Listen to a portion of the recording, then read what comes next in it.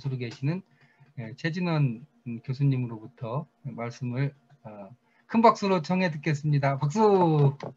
네, 감사합니다. 네, 그러면 일단 시간 관계상 제가 뭐 말을 줄이고 PPT를 공유하면서 얘기를 나누도록 하겠습니다.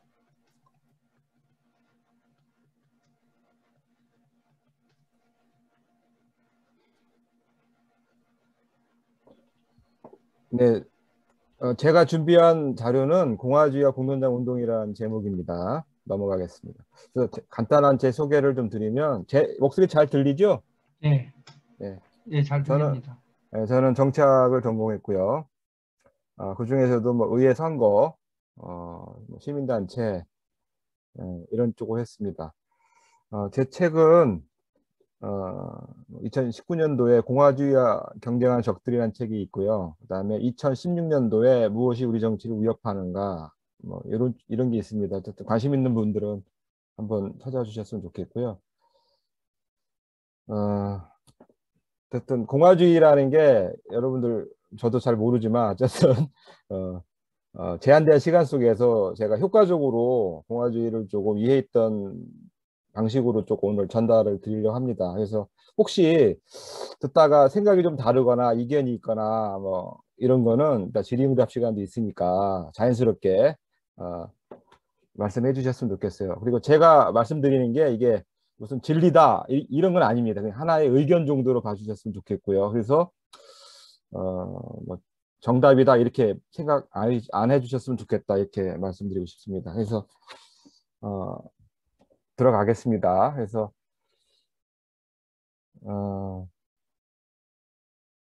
공화주의는 우리나라 헌법 제1조가 그렇죠. 대한민국 민주공화국이다 이렇게 딱 나오잖아요. 그래서 헌법과도 연결돼 있습니다. 헌법과 연결돼 있고 우리 헌법에 공화주의를 처음부터 끝까지 잘 읽어보시면 우리 헌법 자체가 공화주의 헌법이라는 걸 알고 있어요. 그런데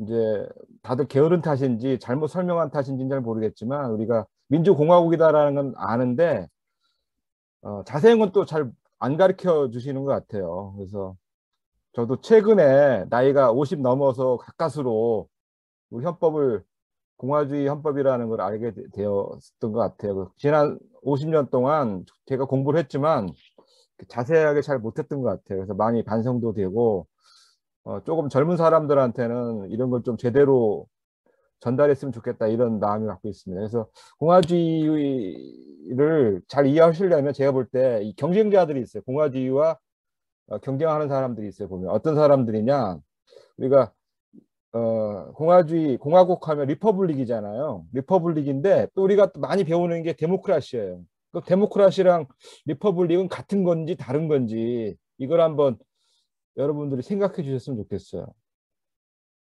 어떻게 리퍼블릭 혹은 데모크라시 민주공화국이다 섞여 있는데 이거를 좀 잘 구별했으면 좋겠다 이런 생각도 들고요. 또 경쟁하는 게 있습니다. 영어로 하면 리퍼블릭과 또 경쟁하는 게 네이셔니즘이라는 게 있어요. 우리말로 번역하면 민족주의 혹은 국민주의라는 것으로 또 번역도 되는데 이런 게 또 있고요. 또 경쟁하는 게 이제 코스모폴리타니즘이라는 게 또 있어요. 세계 시민주의라고 얘기를 하고 있죠. 그래서 경쟁자들이 꽤 있는데 이런 것들을 구체적으로 비교해 가면서 공화주의를 공부하면 조금 더 효과적으로 쉽게 공부할 수 있지 않을까 이런 생각이 듭니다. 그래서 일단 헌법부터 제가 말씀을 드릴게요. 우리 헌법은 여기 나와 있던 대로 헌법 제정 권력이라는 게 있습니다. 헌법 제정 권력. 이게 뭐냐면 헌법의 권위라는 게 있는데 우리가 법을 정했다고 해서 그 법을 다 따르면 좋겠는데 안 따르잖아요. 안 따르잖아요. 그 이유가 뭘까? 그러니까 제가 볼 때는 이 권위가 없기 때문에 그렇다고 생각이 들어요. 그래서 우리 헌법의 권위는 어디서 생겨나느냐? 제가 볼 때 우리 헌법에서는 9차 헌법 개헌을 했지만 빠뜨리지 않는 게 딱 두 가지가 있습니다. 어떤 거냐면 1919년 3.1운동과 3.1운동으로부터 출발했다는 거 하나와 헌법 제1조 대한민국 민주공화국이다. 이건 어떤 정권이 들어서도 헌법 개정을 해도 바뀌지 않는 분명한 두 가지 사실이거든요. 이게 왜 그럴까? 3.1운동이라는 게 지금부터 103년 전인데 3.1운동에서부터 대한민국이라는 게 출발했다라는 거죠. 그래서 그게 뭐냐? 출발이 뭐냐? 자유로운 시민들이 말과 행위를 통해서 결집을 했다라는 거죠. 거기서 뭔가 함께 말을 했고 모여서 결정을 해서 새로운 나라 만들자라는 어떤 이런 권위, 정치적 권위를 얻었다라는 거죠. 그 권위를 얻어서 임시의정원으로부터 그 임시정부가 태어났고 그거를 계승했다라는 거거든요. 그래서 항상 우리 헌법을 보면 3.1운동과 헌법 1조 대한민국 민주공화국 이 두 가지는 바뀐 적이 한 번도 없습니다. 그래서 뭐 권위주의 정권 쿠데타를 했든 안 했든 간에 이건 두 가지 사실은 바뀐 적이 없다. 그래서 왜 그러냐면 바로 이 1919년 3.1운동에서 결집된 어떤 이런 자유로운 시민들의 말과 행위가 결집이 되어서 거기서 나온 이 권위를 얻었기 때문에 이 권위로부터 법이 출발했기 때문에 민주공화국이라는 것은 거기 출발했다고 이렇게 보시면 될 것 같습니다. 그래서 이게 굉장히 중요하다. 그래서 우리가 공론장 얘기를 할 때는 바로 그런 자유로운 시민들의 말과 행위가 결집에 대해서 뭔가 결정된 사실을 우리가 기억하고 그것을 계승해야 한다라는 것이죠. 뭘 결정했느냐? 바로 대한민국은 민주공화국이다를 결정했다라는 거죠. 그래서 이 민주공화국이라는 게 기존의 정치 체제, 아까 얘기했던 데모크라시와 뭐가 다른지, 군주정과 뭐가 다른지, 아니면 어떤 귀족정과 뭐가 다른지, 아니면 포퓰리즘에 기초한 어떤 그 민중 독재 혹은 우리가 인민공화국과는 뭐가 다른지 이런 것들을 조금 비교할 수 있는 가장 중요한 원천 권력으로서 헌법 제정 권력이라는 게 있다라는 거죠. 그 권력이라는 것은 제가 볼 때는 우리나라는 헌법상 1919년 3.1운동에서 분출된 어떤 시민들의 고양된 그런 공론 의지, 공론 장애겠죠. 결국은 자유로운 말과 행위라는 거죠. 우리가 자유가 뭐냐라고 얘기를 하면 저는 항상 자유롭게 말하는 걸 얘기해요. 말하는 거. 말해서 뭔가 뜻을 함께 모으는 그런 행위. 이게 제가 볼 때는 가장 중요한 공론의 출발점이 아닐까 싶어서 우리나라 헌법도 1919년 3월 3일 운동에서 공론장으로부터 출발했다. 이렇게 좀 말씀을 드리고 싶어요. 그래서 세 번째로는 우리가 이 민주공화국을 잘 이해하기 위해서는 이 정치가와 정치꾼을 잘 구별했으면 좋겠다는 생각이 듭니다. 그래서 그 미국의 신학자이자 정치개혁가인 제임스 프리먼 클라크라는 사람이 아주 재미난 말을 했어요. 정치가와 정치꾼이 어떻게 다른지. 정치인들은 영어로는 스테이트맨이죠. 다음 세대를 생각하지만 정치꾼들은 폴리티션입니다. 다음 선거만을 생각할 뿐이다 라고 이렇게 아주 쉽게 정치가와 정치꾼을 설명을 했어요. 정치꾼 하면 되게 부정적인 의미잖아요. 우리 정치인 하면 좋은 의미고. 그래서 제가 볼 때 지금 선거를 내년 선거, 대선과 지방선거가 있는데 항상 지금 후보 경쟁 중에 있습니다. 많은 후보들이, 정치인들이 자기가 대통령이 되면 이것저것 하겠다고 그러는데 그 중에는 제가 볼 때는 이 정치가라기보다는 정치꾼들이 많이 있다라고 생각합니다. 주로 이 다음 세대를 걱정하지 않고, 다음 세대면은 미래 세대잖아요. 특히 2030 세대가 요즘 굉장히 어려운데 이 사람들이 왜 어려운지, 뭐가 고통인지, 그다음에 기성세대들은 뭐가 문제인지, 뭘 좀 극복할 것인지에 대해서 얘기를 하지 않고, 어쨌든 다음 선거에서 이길 수 있는 여러 가지 그 눈에 혹하는 그런 인기 영합적인 뭐 이런 달콤한 얘기를 많이 한다라는 거죠. 그래서 어쨌든 여러분께서 정치가와 정치꾼을 좀 구별해야 우리가 말하는 그 민주공화국의 어떤 그런 본령인 정신, 공론장의 어떤 출발, 이런 것들을 우리가 공론장에서 이런 정치꾼과 정치가를 구별해 줬으면 좋겠다. 그래서 요즘 청년 세대들의 고민이 많은데 일자리를 줄 것인지 아니면 현금을 줄 것인지 아니면 뭐 기본소득을 줄 것인지 뭐 이런 논쟁이 많잖아요. 그래서 여러분들이 제가 볼 때는 2030들한테 필요한 것은 좋은 일자리, 직장이 아닌가 생각이 듭니다. 그래서 제가 볼 때 왜 취업이 안 되는가 봤더니 정말 일자리가 없는 건가? 그렇지는 않다고 생각해요. 일자리는 많이 있는데 그게 좋은 일자리가 아닌 거죠. 일은 대기업 직원들처럼 일을 하고 돈은 아주 안 좋은 소기업처럼 임금을 받으면 누가 요즘 사람들이 취직을 하겠습니까? 특히 비정규직 문제, 특히 여성들의 어떤 임금 차별, 뭐 이런 환경이 개선되지 않는데 누가 취업을 하려고 그러겠어요. 그래서 젊은 세대들이 요즘 엠포 세대라고 그러잖아요. 그래서 뭐 취업도 안 되고 취직도 안 되고 결혼도 연애도 못 하고 결혼도 못 하고 당연히 애도 못 낳죠. 그러니까 뭐 집도 못 사고 그러다 보니까 숨통이 막혀 있고 출구가 없다 보니까 요즘 뭐 부동산이다 비트코인이다 이런 쪽에 많이 가 있는 거죠. 그래서 어쨌든 그 근본 원인들을 조금 진단을 해서 바람직한 처방을 해서 문제를 해결해야지 이제 그런 얘기를 하지 않고 그냥 뭐 돈 몇 푼 져가지고 달래는 방식으로 이렇게 인기영합적으로 문제를 풀어서는 저는 안 된다고 생각을 합니다. 그래서 정치가와 정치꾼들을 우리가 공론장에서 조금 구별해야 하지 않을까 이렇게 생각이 듭니다. 네 번째로는 아까 제가 말씀을 드렸는데 공화주의와 또 경쟁하는 게 있습니다. 대표적인 게 네이셔널리즘이거든요. 그다음에 이제 공화주의는 어떤 이 패트리어티즘이라고 보통 얘기를 합니다. 리퍼블리컨 패트리어티즘. 이게 번역으로 하면 애국주의, 애국심 이런 거죠. 그래서 공화주의는 애국심을 굉장히 강조를 많이 해요. 근데 이제 그러면 이 내셔널리즘과 이 패트리어티즘이 차이가 뭐냐? 간단합니다. 여러분들 우리가 한국이랑 일본이랑 축구를 하면 누구를 응원합니까? 대체적으로 스포츠를 잘 하시는 분들, 그냥 운동 자체를 즐기는 사람들은 한국이든 일본이든 그게 중요하지가 않죠. 그냥 스포츠 잘하는 사람, 운동 잘하는 사람을 지지하지, 뭐, 국적을 떠나죠. 근데 이제 보통 민족주의, 국수주의 내지는 뭐 이런 사람들은 대체로 한국을 응원하게 되어 있습니다. 그래서, 단계를 하는 거죠. 단계를 해서, 뭔가 소속감을 갖는다라는 건데, 결국은 이 나라 사랑하는 방법론의 차이가 좀 있습니다. 그래서 주로 이제 네이셔널리즘은 외부에 자꾸 적을 만들어요. 외부에 적을 만들어 증오를 해서 차별을 해서 내부가 결집하는 방식으로 나라 살아가는 방법이 있고요.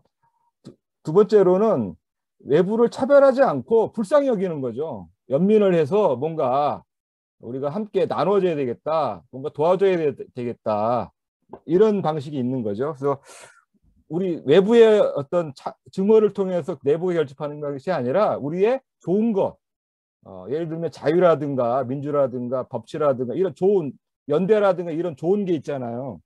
이런 거를 통해서 우리가 결집을 해서 이웃 나라와 함께 같이 가자라는 이런 게 있는 거죠. 그래서 제가 볼 때는 외부의 증오를 만들냐 아니면 연민을 만드냐 이런 차이가 있을 수가 있다. 그래서 주로 증오는 혈연 문화 공동체죠. 혈연 지연 학연 이런 겁니다. 그래서 출발은 나티오라고 그러는데 네이셔널리즘 출발은 나티오입니다.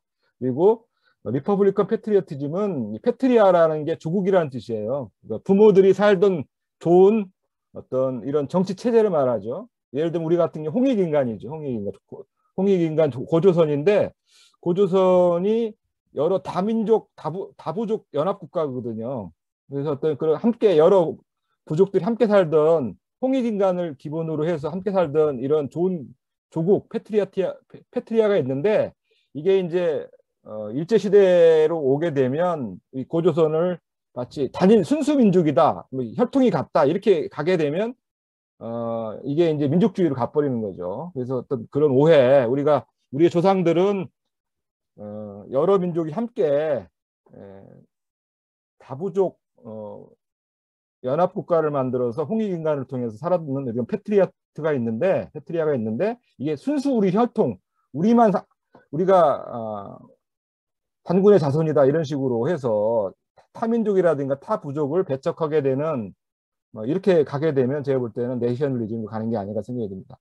그래서 나라 사랑의 방법론이 다른데 어쨌든 그렇게 되면 외부의 증오를 만들어내게 되면 내부의 문제를 잘 안 보죠. 무조건 이제 감싸 안는 방식으로 가게 되면 그게 나라가 발전하지 않게 되는 그런 문제가 생길 수밖에 없습니다.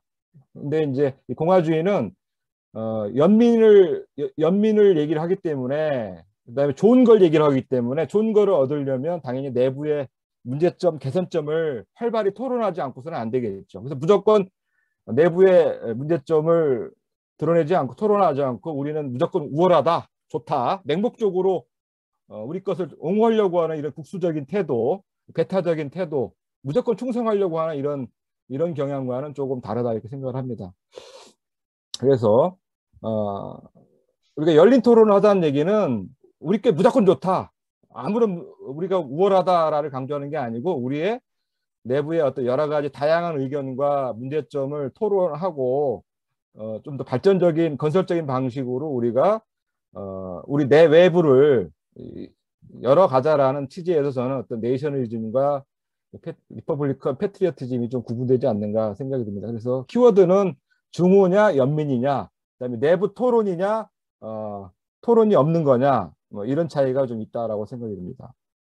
그래서 특히 내부의 단계를 위해서 상대국을 혐오하거나 증오하거나 적으로 만들려고 하는 이런 어떤 선악의 이분법을 자꾸 작동을 시켜서 내부를 결집하게 되면 제가 볼 때는 그런 나라는 오래 못 간다고 생각을 합니다.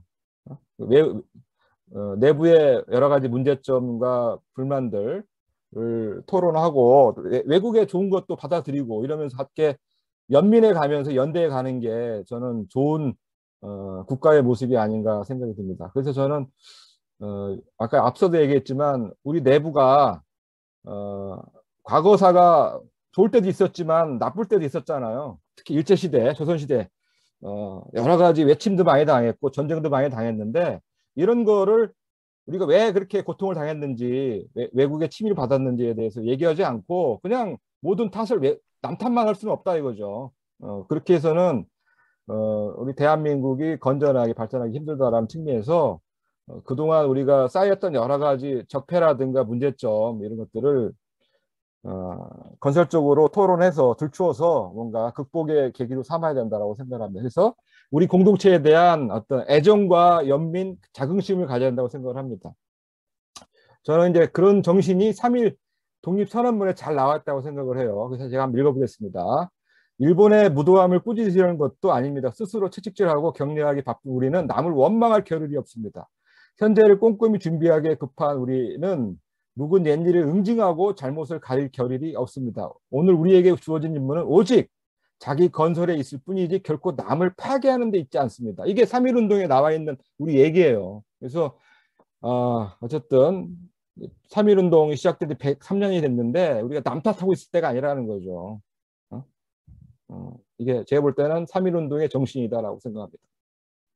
두 번째로는 우리 헌법 전문을 보면 이런 얘기가 또 나와 있어요. 모든 사회적 폐습과 불의를 타파하고 자율과 조화를 바탕으로 자임리적 기본 질서를 더 확고히 하여 밖으로는 항구적인 세계 평화와 일 공영에 이바지함으로써 우리들과 우리들 자손의 안전과 자유와 평화, 행복을 영원히 확보할 것. 그러니까 모든 사회적 폐습과 불의를 타파하자. 우리 내부로부터 타파하자는 얘기죠. 자율과 조화를 바탕으로.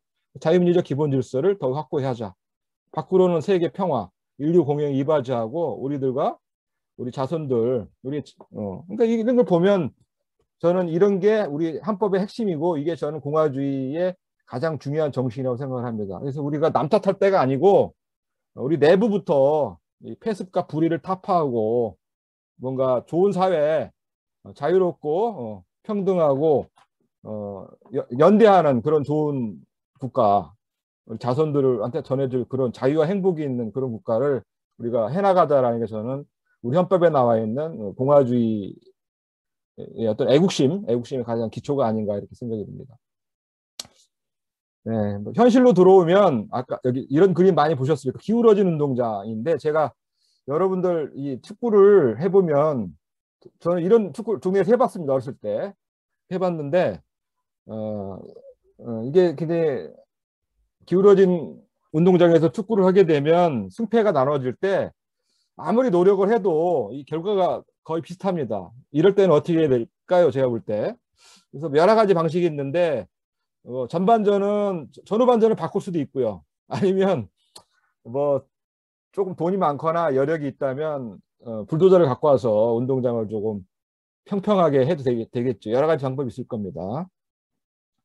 그래서 요 그림은 많이 봤을 거예요. 요즘 하도 공정 얘기가 많이 나와서 그다음에 능력주의라는 얘기도 많이 나오죠. 그래서 제가 이 그림을 가져왔는데 이게 유명한 아티스트입니다.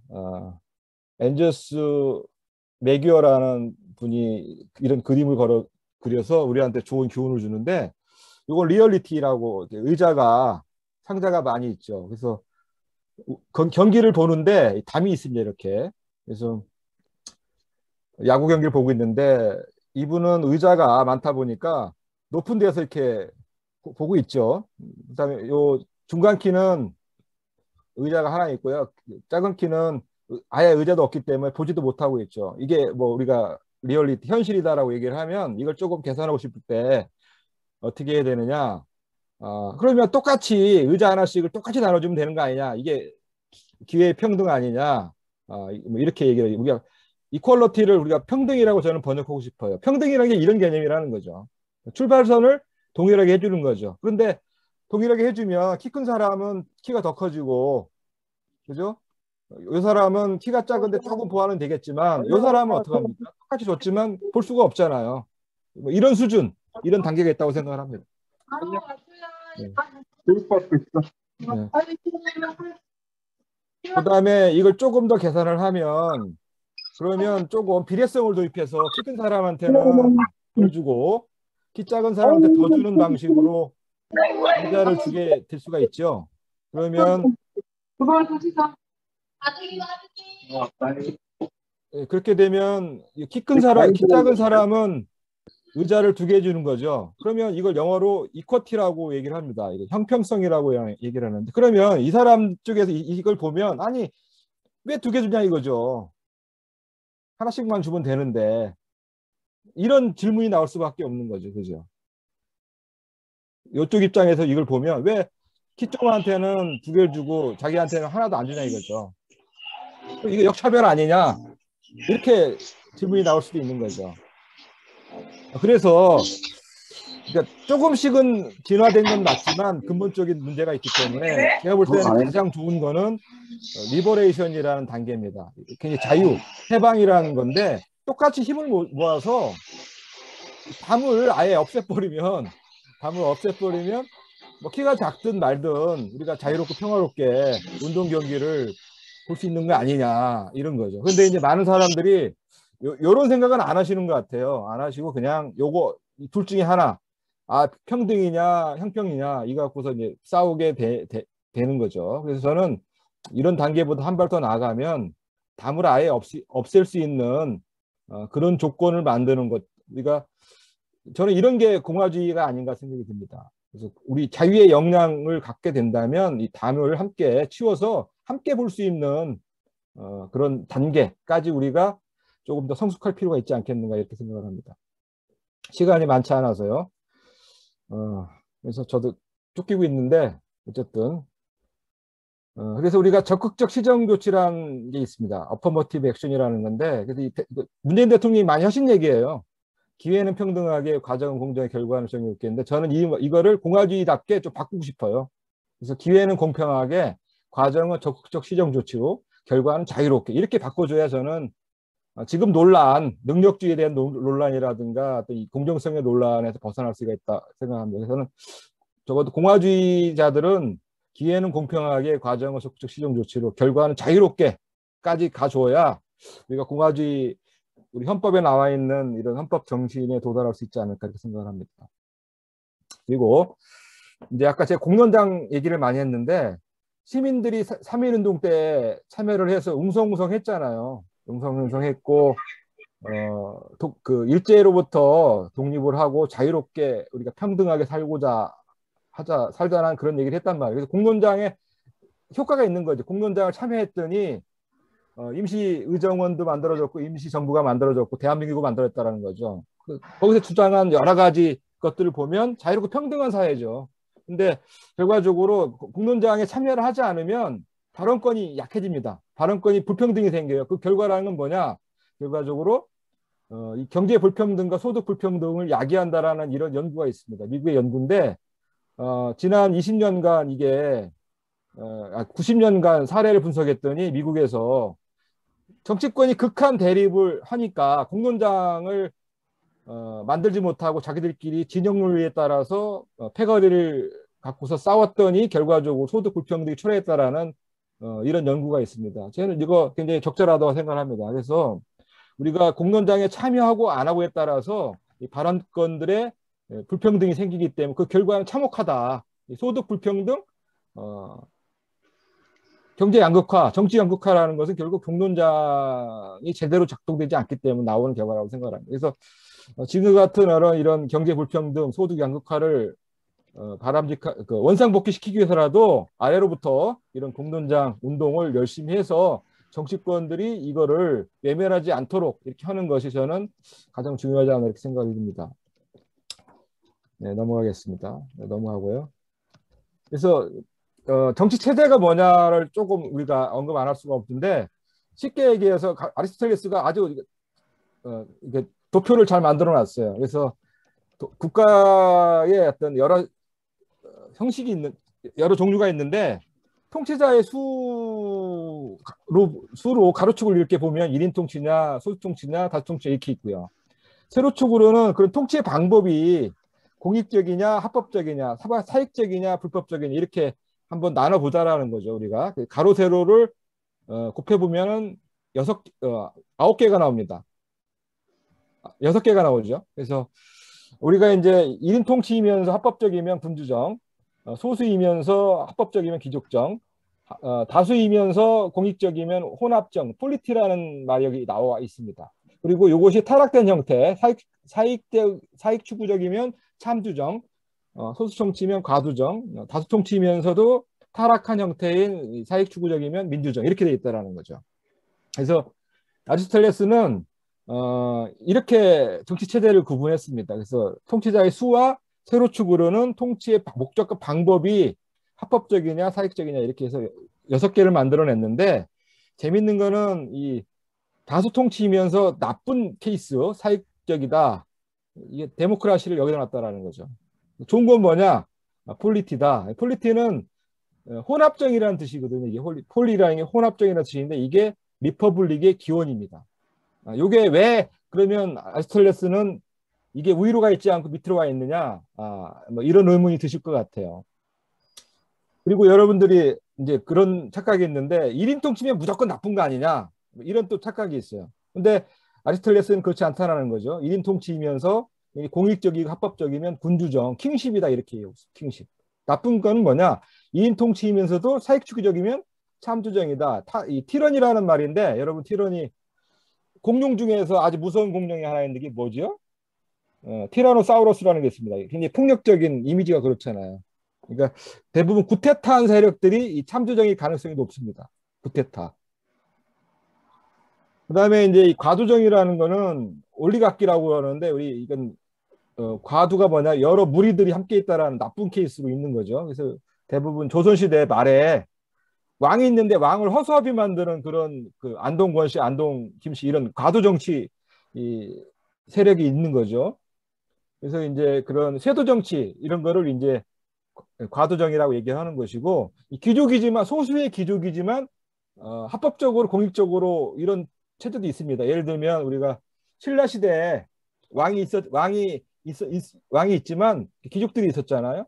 화백회의 같은 경우 이렇게 있을 수 있다라는 거죠. 그래서 혼합정이라는 것은 이제 요 귀족정과 민주정을 합친 거를 혼합정이라고 아리스토텔레스는 얘기를 합니다. 이렇게 귀족정적인 요소와 민주정적인 요소를 합치면 이게 혼합정이다. 이걸로 오늘날 따지면 대의제라고 보시면 될 것 같아요. 민주정적인 요소도 있고 귀족정적인 요소가 있는 거예요. 그러니까 시민들이 직접 통치를 하는 게 아니잖아요. 시민들이 투표를 해서 대표자한테 뽑혀서 소수의 대표자들한테 위임을 하는 게 오늘날 대의정치잖아요. 국회의원들, 우리 지방의원들. 이게 그런 게 혼합정이라고 아리스토텔레스는 밝히고 있는 거죠. 그래서 그럼 왜 민주정을 여기다 놨냐? 타락한 형태로 놨냐? 당시 그리스가 이 포퓰리스트들이 너무 많이 증가를 해가지고 소크라테스도 죽었지 않습니까? 그래서 이런 여러 이 포퓰리스트들이 등장을 해서 이것저것 다 해준다 그러니까 이 결과적으로 공론이 모아지질 않아서 파벌들이 득세를 하면서 타락하게 됩니다. 그런 모습을 민주정이라고 아리스토텔레스는 봤던 거죠. 그래서 이런 정치 체제가 군주정에서 시작해서 건국을 해서 공화정으로 갔다가 타락을 해서 이게 빙글빙글 돕니다. 이걸 정치 체제 순환론이라고 그러는데 이런 순환에서 벗어나게 하려면 어떻게 해야 되느냐가 당시에 중요한 관심사였던 거죠. 특히 로마 사람들이 로마를 건국을 할 때 기존의 그리스 역사를 보니까 그리스 역사가 군주정에서 출발했지만 타락을 해서 참정으로 갔고 이거에 대한 안티체제로 기족정이 등장을 했고 이거에 대한 또 타락으로 과정으로 타락했고 안티체제로 민주정이 등장을 했고 다시 또 중구정으로 가더라. 돌고 돌더라라는 거를 그리스 역사가 한 천년 동안에 이런 역사를 보여줬거든요. 망했다라는 거 결과적으로 내부 분열로 인해서 외침을 당해서 그래서 이런 거를 막기 위해서는 어떻게 해야 되지라고 고민한 게 이제 로마 사람 키케로 같은 사람들인데 그래서 이걸 하나를 합치자라는 거죠. 아까 폴리티 얘기했잖아요. 하나를 합치면 이 좋은 것만 합치자라는 거죠. 귀족정, 군주정, 이 민주정이 좋은 것만 하나를 합쳐서 한 지붕 세 가족을 만들자라는 게 혼합정의 핵심인데 그게 리퍼블릭이다라고 보시면 될 것 같습니다. 그래서 로마가 그렇잖아. 한 지붕 세 가족이죠. 그래서 집정관도 있고요. 로마에 보면 그다음에 원로원도 있어요. 그리고 그 민회도 있죠. 호민관도 있죠. 이게 이런 체제가 바로 폴리티고 이게 리퍼블릭의 핵심이다라고 보시면 됩니다. 이거를 가장 잘 부활시킨 게 영국과 미국입니다. 영국은 왕이 있잖아요. 왕이 있으면서도 귀족원도 있고 그 민중원도 있잖아요. 이렇게 왕도 있으면서도 이런 삼두 체제가 있고요. 미국은 물론 왕은 없습니다만 왕을 대신한 대통령이 있고 대통령 기반 행정부가 있고 사법부가 있고 그다음에 입법부도 하원과 상원으로 이렇게 쪼개져 있죠. 삼권 분립이 되어 있죠. 그래서 이런 정신이 로마의 정신이 영국과 미국을 통해서 지금은 미국을 우리가 많이 영향을 받았잖아요. 한국까지 온 거죠. 그 리퍼블릭의 기원이 이렇게 기원했다라는 말씀을 조금 서양에서는 그렇다라는 거죠. 그래서 이런 삼두체제, 로마 공화정의 혼합적인 요소가 세 가지가 있다. 집정관, 원로원, 민회가 이게 결국은 미국으로 넘어가면 삼권 분립으로 넘어가는 거죠. 그래서 가로축으로 보면 입법부, 행정부, 사법부가 있고요. 그러니까 세로축으로 보면 연방정부와 지방정부가 있습니다. 두 정부가 있죠. 이렇게 철저하게 가로 세로 권력이 분립되어 있고 서로 견제를 통해서 견제와 균형을 통해서 좋은 거 공론이죠. 공익이죠. 이런 공유 영역이 있다라는 거 이렇게 하려고 하는 게 공화주의의 원리라는 거죠. 그래서 철저하게 견제와 권력을 분립하는 거죠. 그것도 가로축만 아니라 세로축까지 해서 견제와 균형을 통해서 어떤 이 공론의 영역을 확보해서 거기서 나오는 의사결정의 결과 아웃풋을 신뢰를 하는 거죠. 그래서 제가 볼 때는 한국은 가로축은 조금 공화주의에 비슷합니다. 근데 세로축이 안 돼 있어요. 제가 볼 때 연방정부도 안 돼 있고요. 특히 지방정부가 안 돼 있습니다. 특히 주민자치가 안 되어 있죠.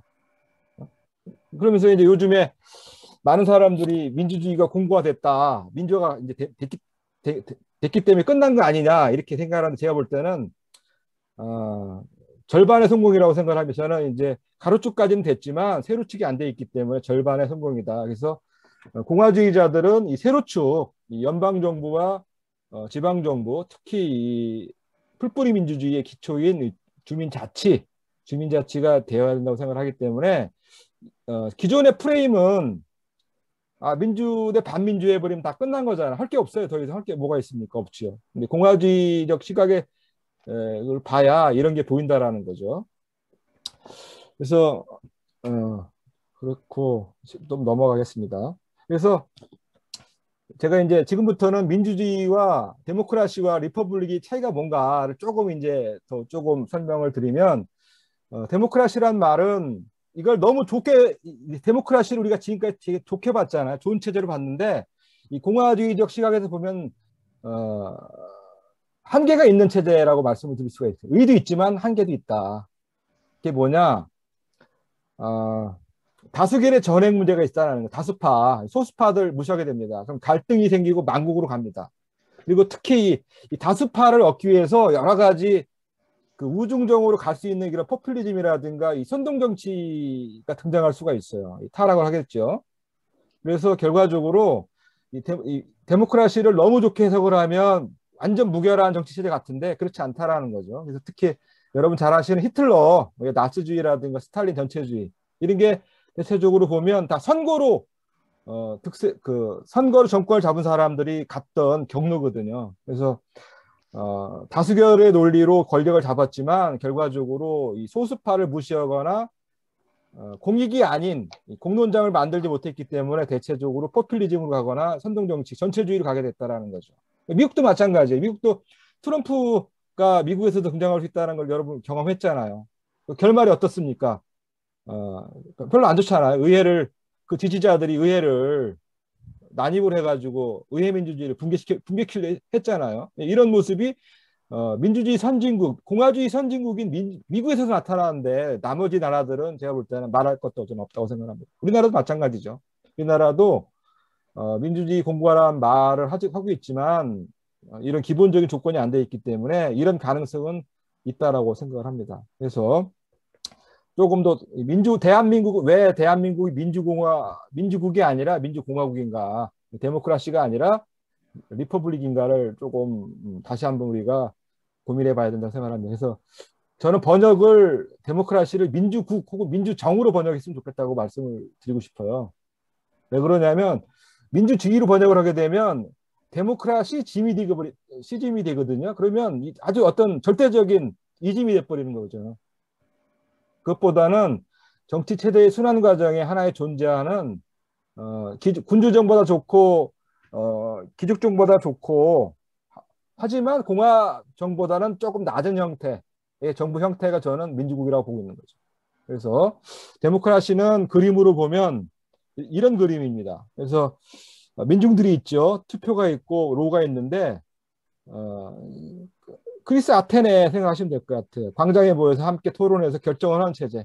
이런 체제는 사회가 소규모고 동질적인 사회라면 가능하겠죠. 하지만 큰 국가, 리퍼블릭 같은 큰 연방 국가 같은 나라들은 이렇게 불가능하죠. 그래서 이 가운데에 대의자라는 거, 리프레젠테이션을 하나 더 두는 거죠.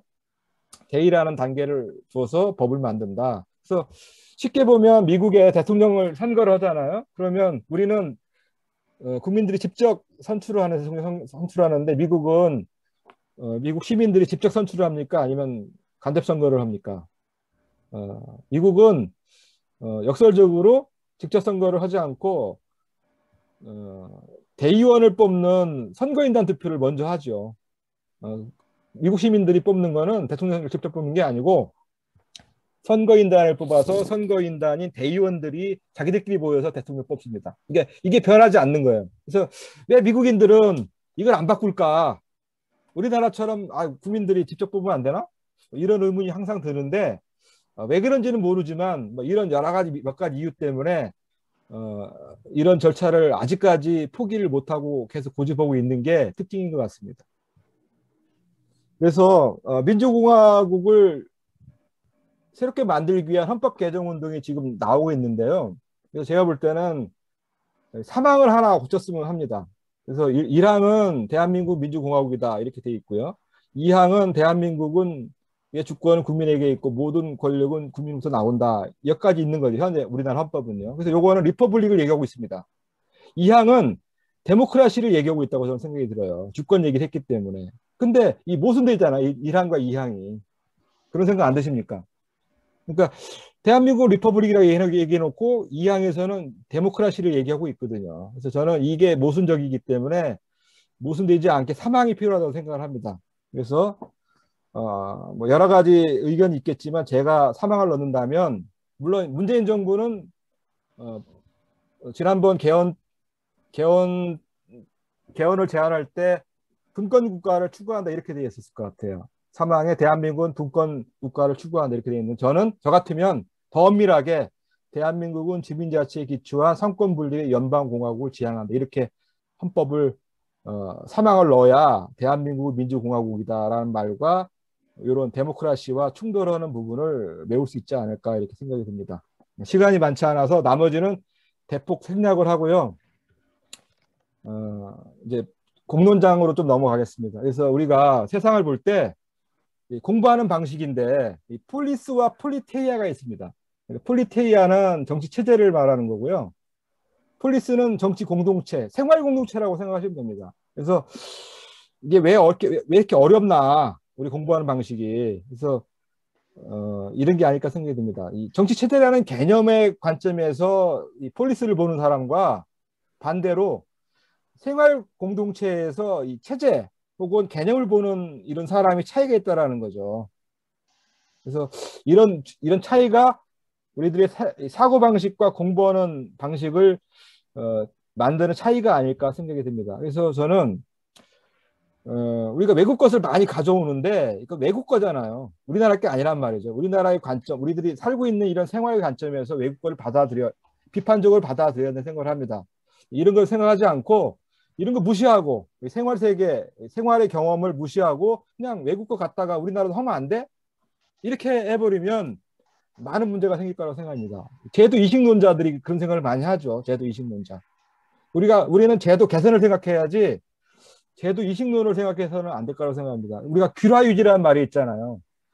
귤이 이제 탱자가 된다는 얘기인데 외국의 것을 문맥 없이 막 갖다 꽂으면은 싹이 날 것 같은데 안 난다라는 겁니다. 제가 볼 때는. 그래서 우리 풍토, 우리 습속을 잘 이해를 하고 거기에 맞는 방식으로 필요한 이론이라든지 어떤 체제를 우리가 개념이든 이런 걸 생각해야지 이런 거 무시하고 그냥 외국 것은 좋은 거니까 우리 갖다 심으면 나는 거 아니냐 이런 접근은 굉장히 문제가 있다라고 생각을 합니다. 그래서 우리가 살고 있는 생활 세계, 경험하는 세계, 이 공론장의 세계가 굉장히 좀 중요하다고 생각합니다. 이런 관점에서 체제든 개념이든 이론이든 우리가 비판적으로 봐야 된다고 생각을 합니다. 그렇게 가지 않으면 플라톤과 같은 그런 이상주의라든가 이런 문제에 우리가 빠지게 될 수밖에 없다고 생각이 듭니다. 이 폴리스라는 것은 이 폴이라는 말 자체가 뜻이 여러 사람이라는 뜻이거든요. 근데 여러 사람이 있어야 되는데 여러 사람이 없이 혼자만 있다고 생각하십시오. 여러 목소리가 나와야 되는데 하나의 목소리.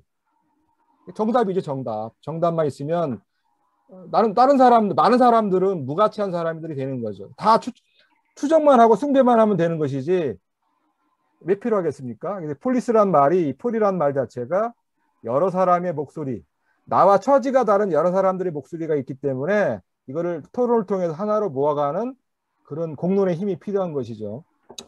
근데 이제 이렇게 생각하지 않고 하나의 목소리, 폴리테이아 관점에 정답 이런 관점에서 내리꽂으면 하향식이 되는 거죠. 그러면 다수의 목소리는 필요 없습니다. 명령만 추정하면 되는 것이죠. 공론이 필요 없는 거죠. 이런 공동체가 우리가 생각하는 민주공화국은 아닐 거라고 저는 생각을 합니다.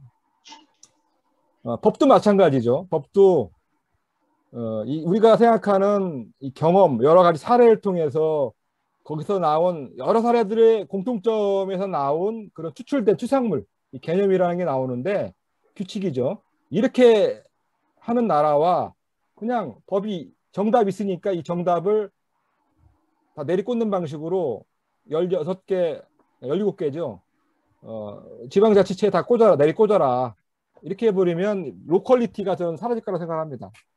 그래서 법도 전 두 개가 있다고 생각하는 거죠. 이 대륙법적인 전통과 이 보통법적인 전통이 있는데 커먼로, 보통 이런 커먼로고 공동의 이해관계와 관심사에 추출된 어떤 약속이죠. 이게 법인데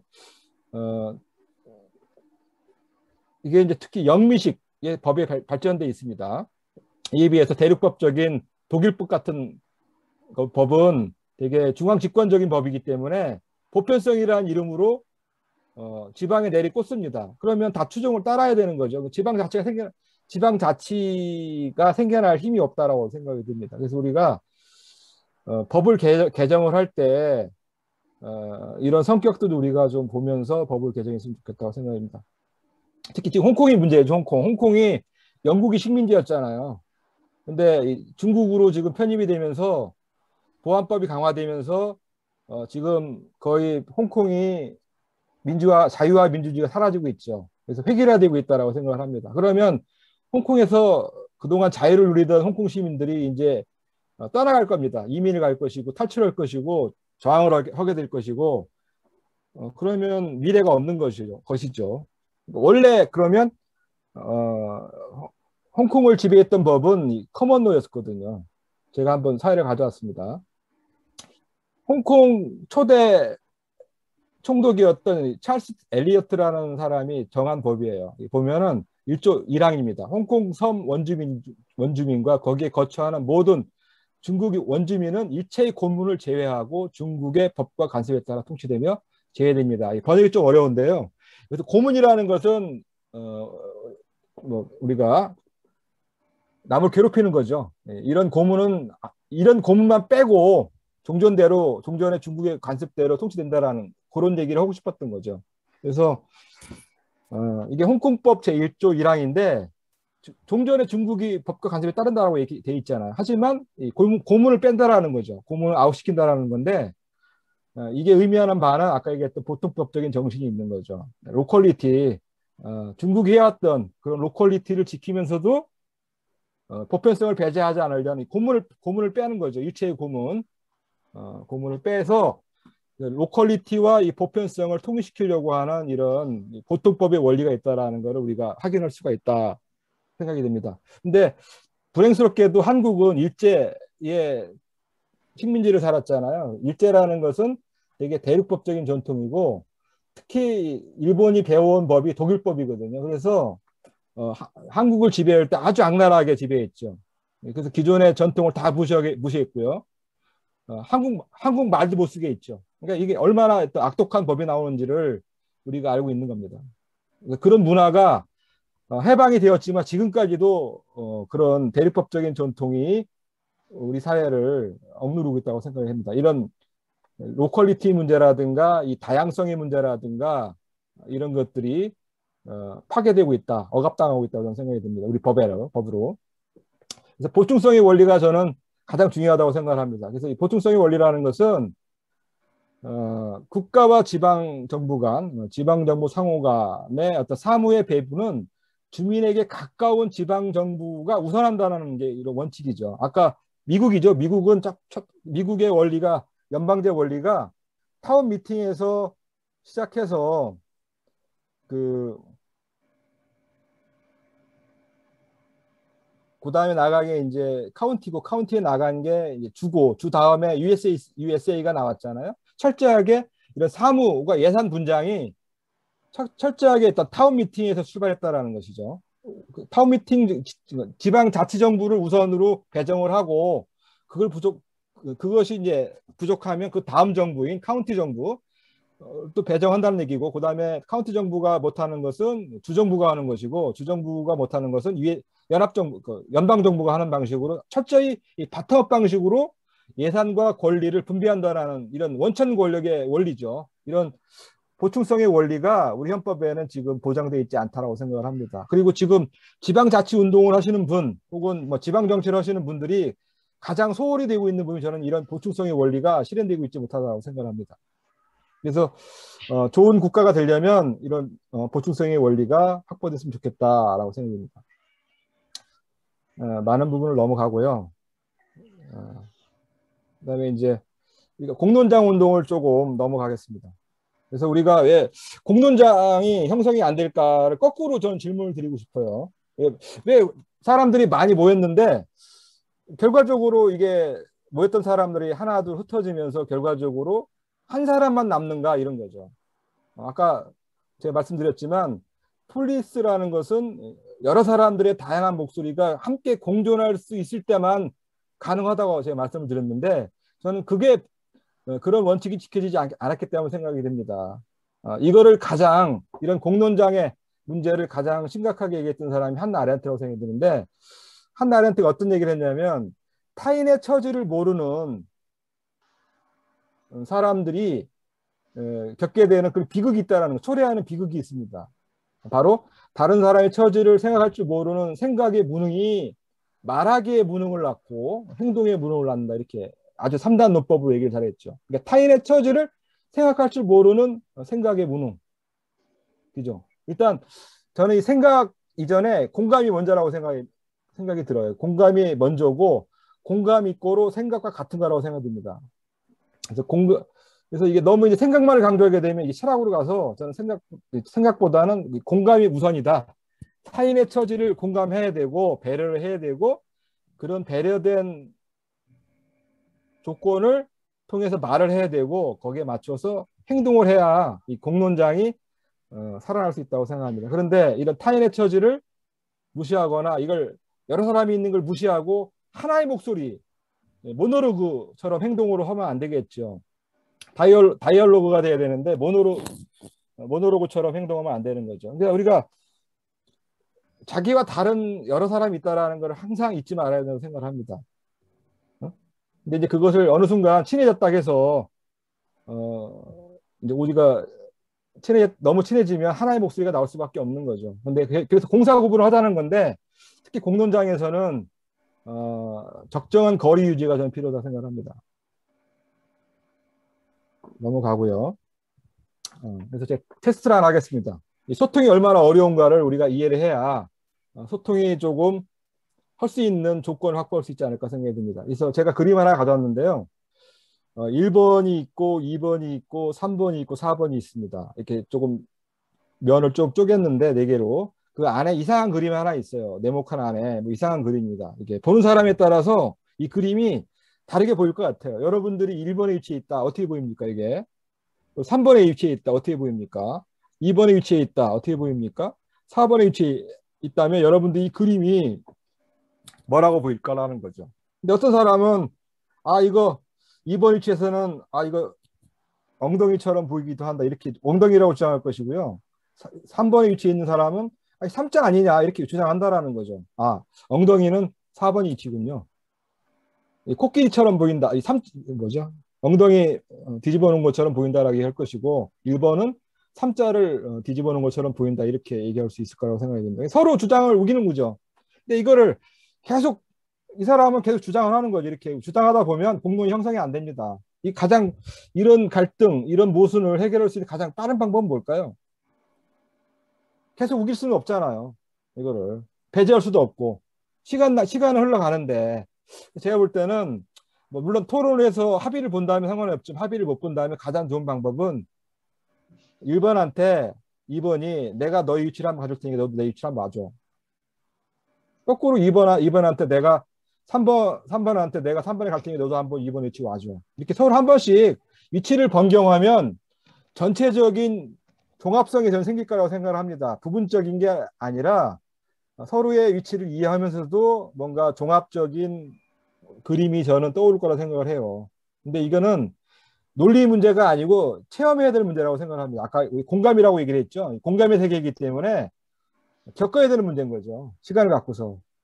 그래서 시간을 갖고 천천히 점진적으로 본질이 무엇인가를 탐색하려고 하는 이런 접근이 아니고서는 이게 정답이 뭐다라고 이렇게 처음부터 우기게 주장하게 되면은 결코 열릴 수 없는 공론장의 세계죠. 그래서 이럴 때마다 중요한 게 저는 사회자의 역할이라고 생각합니다. 사회자가 더 이상 갈등하지 말고 이런 방법을 한번 문제를 해결해 보자라고 제안을 해서 동의를 받아내는 이런 과정이 필요하다고 생각합니다. 그리고 어쨌든 서로 겪어야 되고 견뎌줘야 되는 거죠. 체험도 같이 해야 되는 거죠. 그게 가장 빠른 방법이 아닌가 생각이 듭니다. 그래서 사회자가 말의 시간과 말의 시간을 분배를 잘해줘야 되겠죠. 말할 수 있게끔 분위기를 만들어주고 뭔가 좋은 아웃풋이 나올 수 있도록 사회를 잘 봐줘야 된다고 생각합니다. 특히 말하지 않는 사람 말하게끔 해주고요. 또 말을 많이 하는 사람들은 자제를 시켜야 되겠죠. 그런 역할을 해줘야 이 공론의 세계가 열리지 않을까 생각이 듭니다. 그래서 결과적으로 이 그림이 뭔지 이게 뭐 이렇게 볼 수도 있는 거죠. 소통이 굉장히 어렵다라는 겁니다. 그래서 맥도날드 햄버거 같기처럼 생기기도 하고 누구는 뭐 그렇게 생각하겠죠. 어쨌든 그래서 뭔가 이렇게 공론장이라는 게 각자 여러 사람들이 뭔가 공감되고 열리면서 형성되는 이런 상상의 세계이기 때문에 가장 중요한 게 저는 이 커먼 센스가 제일 중요하다고 생각합니다. 커먼이라는 게 함께라는 뜻이잖아요. 함께. 느낌을 갖는다라는 것이죠. 느낌이 먼저 있어야 한다는 거. 그래서 자꾸 머리보다는 그러니까 우리가 한나라한테 머리 생각이라고 얘기했는데 저는 생각 이전에 처지가 다른 공감해 주는 게 먼저라고 생각합니다. 논쟁 사항이에요. 공감이 먼저냐 생각이 먼저냐 이건 논쟁 사항이긴 하지만 어쨌든 공감이 먼저를 해서 공감에서부터 이 공론장이 출발해야만이 열린 세계가 나오고 사회자가 여러 사람들이 말할 수 있는 시간과 분량을 조절해주고 말을 많이 하는 사람들을 자제시키고 단성적인 모노로지가 되지 않도록 다성하게 되도록 폴리포니가 되도록 열어주는 그런 역할을 할 때 공론장이 되지 않을까 생각이 듭니다. 그리고 이제 가장 중요한 게 제가 볼 때는 사실이 뭔가 이게 굉장히 중요한 것 같아요. 사실이 뭐냐? 우리 팩트가 중요하다고 항상 얘기를 하는데 제가 볼 때 말은 맞는데 또 그렇다고 해서 이게 정답은 아닌 것 같아요. 그래서 사실이 무엇이냐도 두 가지가 있다고 생각을 합니다. 아까 제가 대륙법과 보통법이라고 얘기를 했는데 당사자주의인 이 보통법에서는 이 사실이라는 게 뭐냐? 이해 당사자들 간에 자신을 방어하게 다투는 과정에서 사실이 드러난다고 이렇게 보는 거죠. 이게 사실이라고 보는 거죠. 근데 집권주의인 이 대륙법에서는 중립적이고 초월적인 객관적인 전문가가 파악돼야 된다고 파악하는 것이 사실이라고 이렇게 하고 있는 거죠. 일반 사람들은 못합니다. 사실이 뭐냐 아무리 주장해봤자 대륙법에서는 그건 전문가들이 하는 것이고 국가를 대변하는 형사들 검사들이 하는 것이지 일반 시민들은 못하는 거라고 이렇게 돼 있는 거죠. 그래서 보시면 재미난 게 배심원단이라는 게 있어요. 이게 어떻게 가능한 거냐? 사실을 여러 사람들이 다투는 과정에서 드러나기 때문에 배심원이 가능한 겁니다. 미국 그 보통법에서는 배심원단이 사실관계를 판단을 하죠. 그래서 사실이라면 유죄라 한다면 유무죄를 가리죠. 그리고 판사들이 거기에 배심원단의 결론에 따라서 형량을 주로 따지는 거죠. 판사들은. 그래서 미국식 배심원단은 사실관계 유무죄는 배심원단이 하고 형량 조절은 판사가 하죠. 그러니까 이게 가능한 거죠. 미국 재판은. 근데 독일 재판은 이게 불가능합니다. 왜? 사실이라는 것을 일반 시민들은 판단할 수가 없기 때문에 초월적인 실체를 가진 국가의 대변가, 검사들만 할 수 있는 거죠. 우리나라가 왜 지금까지 검사가 권력을 누리면서 초월적 존재자로 존재해서 지금 검찰개혁이 문제가 되냐면 바로 이런 것 때문인 거죠. 사실관계에 대한 일반 시민들이 공론장을 통해서 사실관계를 판별할 수 없다고 보고 있기 때문에 그런 거죠. 그래서 팩트가 뭐냐라는 말이 한 가지만 있는 게 아니라 이렇게 두 가지가 다를 수 있다. 그래서 팩트라는 말을 너무 과용을 하게 되면 이것도 하나의 프레임이 되는 거거든요. 너 말하지 말아라 이렇게 되는 거죠. 결국 사실이라는 것도 해석을 하는 문제이기 때문에 여러 사람들이 공론장을 통해서 드러나는 거죠. 그래서 제가 이런 배심원단 얘기를 자꾸 하는 이유는 사실이 하나가 있는 게 아니고 여러 개 있다. 그리고 공론을 통해서 드러나야 될 존재이기 때문에 사실이라는 말을 함부로 남용하게 되면 이게 하나의 폭력이 될 수도 있고 상대방의 말을 막는 프레임이 될 수 있다는 말씀을 드리고 싶습니다. 그래서 미국의 언론에서는 제가 볼 때 미국의 언론은 공정보도란 말을 쓰지 않아요. 미국은 그냥 공정보다는 어떤 언론사든 간에 정치적 편향성의 자유를 갖고 있기 때문에 나는 사실이고 진실이고 상대는 거짓이다 이런 말을 쓰지 않는 거죠. 그래서 누구나 미국에서 언론은 다 정치 편향성의 자유가 있기 때문에 누구나 어떤 언론사든 간에 정치적 편향성을 동원할 수 있다라고 이렇게 서로 인정하고 있고 다만 사실이란 말, 진실이란 말은 쓰지 말자 이렇게 되어 있죠. 근데 우리나라는 너무 사실 보도 혹은 진실 보도란 말을 많이 쓰기 때문에 어떤 역설이 생기냐면 우리 신문사는 진실이고 남의 신문사는 거짓이다 이런 가짜 뉴스다 이런 말들이 굉장히 많이 남용이 되는 거예요. 역설이죠 이게. 그래서 자유공론장이 안 생기는 이유가 제가 볼 때는 이 진리를 사실을 독점하려고 하는 경향이 너무 많다라는 거죠. 그래서 공론장이 안 생기는 이유도 저는 그런 문제가 있지 않나 생각이 듭니다. 그래서 제가 볼 때 결론적으로 말하기 방법론을 우리가 조금 바꿔야 되지 않을까 생각이 듭니다. 그래서 폭력, 아까 얘기했던 폭력이 생기는 이유는 다양성이라든가 아까 얘기했던 처지가 다른 여러 사람이 처지를 공감하지 못하기 때문에 그거를 종합하거나 공론화하지 않고 그냥 정답, 자기식으로 정답을 딱 내려서 하향식으로 하려고 하는 그런 진리 독점, 사실 독점 뭐 이런 게 굉장히 강하죠, 우리나라는요. 그래서 집단주의 문화가 굉장히 강합니다. 그래서 그런 말을 최대한 쓰지 않는 거죠. 쓰지 않고 말의 어떤 시간이라든가 권위를 조금 분배를 잘해주는 뭐 이런 말하기 방법이 좀 필요하다는 생각이 듭니다. 그래서 첫 번째, 한 사람이 오랫동안 말하기보다는 여러 사람들이 말하고 토론할 수 있도록 가능한 한 말을 짧고 굵게 해주는 말을 짧고 굵게 여러 차례 나누어서 해주는 이런 스킬이 필요하다고 생각합니다. 그래서 내가 말을 많이 하는 이유는 내 얘기가 중요하기 때문에 많이 해야 된다. 물론 그렇죠. 근데 어쨌든 짧고 굵게 여러 번 쪼개서 말하는 기술을 가져야 된다고 생각합니다. 그럴수록 첫 번째고요. 두 번째로는 다양한 목소리가 존재하면서도 모아지도록 다성학적인 방법. 다성학이라는 건 폴리폰인데 이게 음악에서 말하는 어떤 화음 내지는 아카펠라라고 우리가 보통 얘기를 하거든요. 다양한 악기들이 존재하는데 하나처럼 이렇게 화음이 들어가는 이런 말하기 방법. 이런 게 있죠. 그래서 여러 사람들의 의견도 얘기해 주면서 자기 얘기도 하나 덧붙이는 이런 방식이 폴리폰인데 이런 방식으로 얘기를 해야 되겠죠. 시간이 허락하는 한. 세 번째로는 최종적인 말하기, 딱 결론적인 정답이 있는 이런 최종적인 말하기가 아니라 여지가 있는 수정과 토론의 여지가 있는 잠정적인 말하기. 너무 선명성을 강조하게 되면 고칠 수가 없죠. 돌이키기도 굉장히 힘들어요. 자기를 얽매이는 거죠. 이런 말하기는 피해야 된다. 이런 거고. 네 번째로 아까 얘기했던 대로 추상적인 개념이라든가 이념, 이데올로기에서 출발하지 말자. 이게 폴리테이아에서 폴리스를 접근하지 말고 폴리스에 사는 생활상의 불평과 불만, 고통에 귀를 기울인다. 공감한 다음에 거기에 공감하는 센스, 필링이죠. 느낌을 갖고서 현장감으로 출발하는 말하기가 필요하다. 시간이 필요하다는 거죠. 그래서 바로 본질로 돌입하지 말고 주변을 조금 원심원을 향해서 이렇게 돌아가는 그런 인내, 절제가 필요하다고 생각이 듭니다. 그래서 이런 네 가지만 지켜도 제가 볼 때 공론장이 잘 형성되지 않을까 생각이 들고요. 이걸 조금 체계화시킨 나라가 독일인 것 같아요. 보이텔스 바흐 3원칙이라는 건데 다 아실 겁니다. 특히 학생들 가르칠 때, 정치 교육 시킬 때 선생들 생각을 학생들에 주입하지 말라는 뭐 그런 거잖아요. 근데 지금 보니까 우리 학교가 문제인 것 같아요. 선생님들이 더 이런 원칙을 지키지 않아서 학생들을 특정한 어떤 방향으로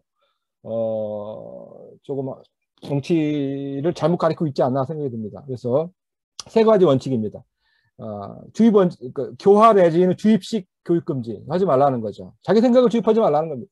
두 번째로는 항상 논쟁을 통해 다루라는 거죠. 논쟁을 통해 투명성 있게 다뤄라. 세 번째로는 학생들의 이해 요구에 근거해라는 거죠. 뜬금없는 현장 상황에 맞지 않는 그런 얘기 하지 말라는 거죠. 그래서 이런 세 가지 주입 금지, 논쟁을 통해서 하고 학생들의 이해관계를 중심으로 얘기할 수 있도록 전개하라. 이 세 가지 원칙만 잘 지켜도 되지 않을까 생각이 듭니다. 어쨌든 시간이 제가 오버가 된 것 같아서 죄송합니다. 네, 감사합니다. 이상 마치겠습니다.